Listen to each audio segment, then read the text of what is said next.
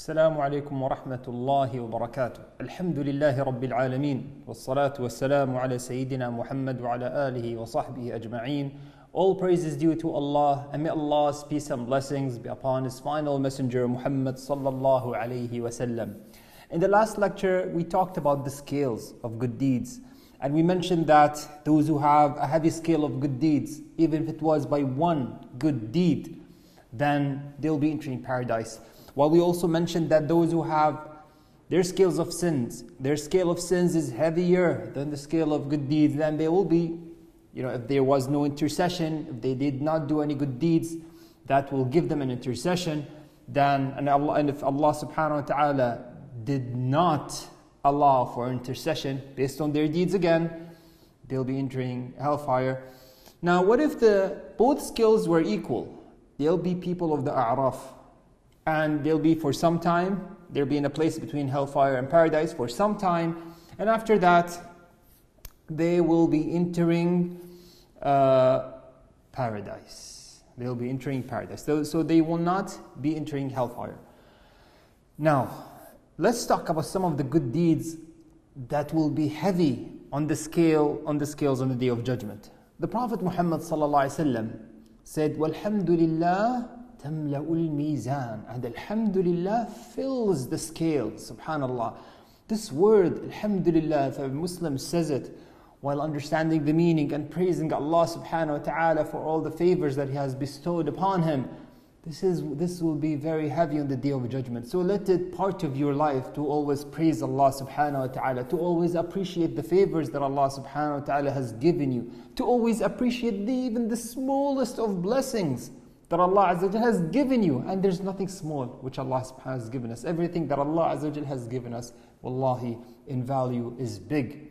It's because it's from Allah subhanahu wa ta'ala. So you should learn to always bless Allah, to always praise Allah subhanahu wa ta'ala for everything. Saying alhamdulillah, alhamdulillah, and make it part of your dhikr. Subhanallah, walhamdulillah, wa la ilaha illallah, wallahu akbar. And this brings us to the other good deed. The Prophet Muhammad sallallahu alaihi wasallam has said, "Kalimatan خفيفتان على اللسان حبيبتان إلى الرحمن ثقيلتان في الميزان سبحان الله وبحمده سبحان الله العظيم." Two words which are light on the tongue, beloved to Allah, heavy on the scales. Subhanallah wa bihamdih, subhanallah al-azim. Subhanallah, we all know these hadiths, but we apply them. Do we give some of our time to making these dhikr? Subhanallah wa bihamdih, subhanallah al-azim, which is exalting Allah subhanahu wa ta'ala the great. And these deeds, they're light, as the Prophet Muhammad sallallahu alaihi wasallam said, خفيفتان على اللسان ثقيلتان في الميزان. Subhanallah, many people will lose out on this. Subhanallah, in everyday life, we wait for our appointments. We wait on traffic lights. We wait. There's a lot of our day, if we look, a lot of time is spent just waiting for something to happen. Waiting for an appointment. Use this time in dhikr or dua. Take advantage of every opportunity that you have to invest for the hereafter. Another good deed, which is, scholars maybe said this is one of the heaviest of good deeds, is husnul khuluq, having a high moral character. And it is, the Prophet Muhammad said, there's nothing on the scale of good deeds heavier on the scales of good deeds than husnul khuluq. And husnul khuluq, having a high moral character or a good moral character, this includes many things. It's not just smiling to people and treating them well. It includes apparently many aspects of a Muslim's life: how he treats his family, how he treats his wives, how he treats his neighbors, how he treats what's between him and Allah. People don't understand. People think that akhlaq is just how you treat your fellow brothers and the strangers, and when buying and selling. No, akhlaq includes everything, even includes what's between you and Allah. How can we say that a person has good manners or good moral character if he is good to the people and he forgets his Lord? That is definitely not husn khuluq. Okay, that's definitely not husn khuluq.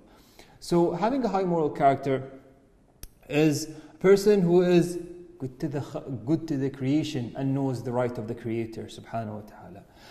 Now, another thing that we need to mention is the intercession. What are intercessions? Intercessions are, the Prophet ﷺ mentioned that there are some good deeds that will give you an intercession on the Day of Judgment. How does the intercession work? The intercession works is that if your scale of sins is heavier, or even if your scale of good deeds is heavier than the scale of sins, an intercession may increase you in ranks. And an intercession may also increase your good deeds, so that even if your sins were heavier, they might make a difference and make your good deeds heavier than your sins. And what are the good deeds that gives you an intercession? Well, obviously there's one where the Prophet Muhammad ﷺ has said that if you hear the prayer call, إِذَا سَمِعْتُمُ الْمُؤَذِّنِ فَقُولُوا مِثْلَ مَا يَقُولُ, then say what he says. So when he says Allahu Akbar, you say Allahu Akbar, following the mu'adhin. And when he says Hayya ala salah, you say La hawla la quwwata illa billah, La hawla la quwwata illa billah. Same with Hayya al falah, you say La hawla la quwwata illa billah, La hawla la quwwata illa billah.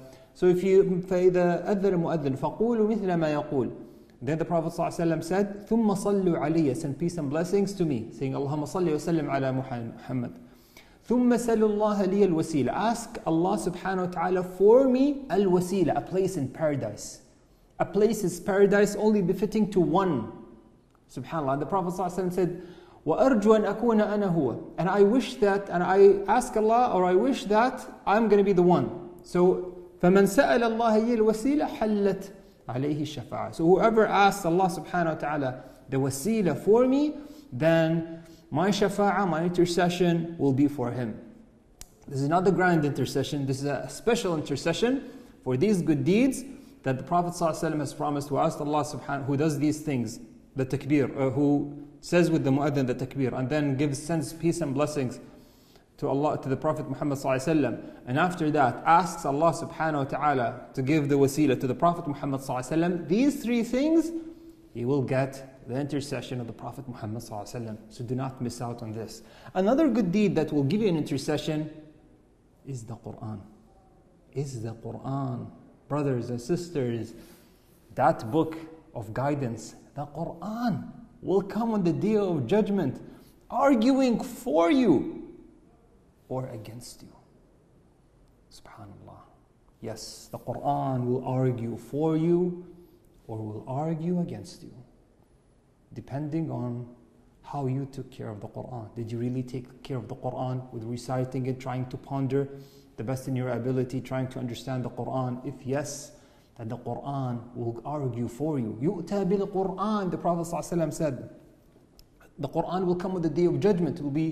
It will come on the Day of Judgment. وَأَهْلِهِ الَّذِينَ كَانُوا يَعْمَلُونَ بِهِ فِي الدُّنْيَا, يَعْمَلُونَ بِهِ, and those that used to act, they were acting and following the Quran. So not just reciting, they acted on the meanings of the Quran. يُؤْتَى بِالْقُرْآنِ وَأَهْلِهِ الَّذِينَ كَانُوا يَعْمَلُونَ بِهِ فِي الدُّنْيا. Then he ﷺ said, تَقْدُمُهُمْ سُورَةُ الْبَقَرَةِ.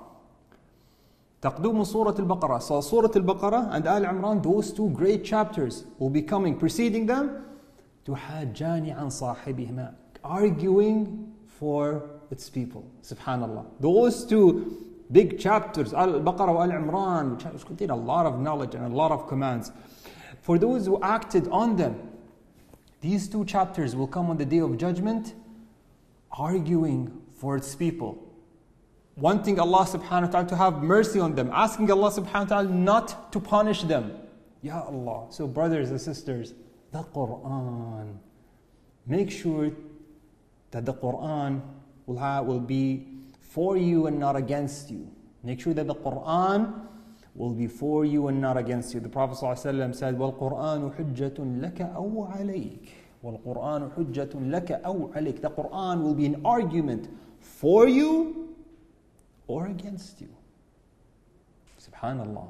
So make sure to hold tight to that book of guidance and be a follower to that book of guidance, and don't let that book of guidance behind your back, leaving it behind you, replacing it with ثَمَنًا قَلِيلًا. This whole world and what's within it is ثَمَنًا قَلِيلًا compared to the Quran. This is what Al-Hasan al-Basri said when commenting on some of the verses of the Quran, where Allah subhanahu wa ta'ala described some people as who replaced the Quran, اشْتَرَوْا بِهِ ثَمَنًا قَلِيلًا.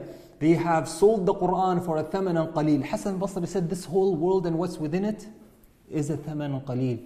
is a cheap price if it was replacing the Quran. So, inshallah, next lesson we'll be talking about what's going to happen after the scales, which is the separation of the nations. هذا والله أعلم وصلى الله على نبينا محمد وعلى آله وصحبه وسلم. جزاكم الله خير.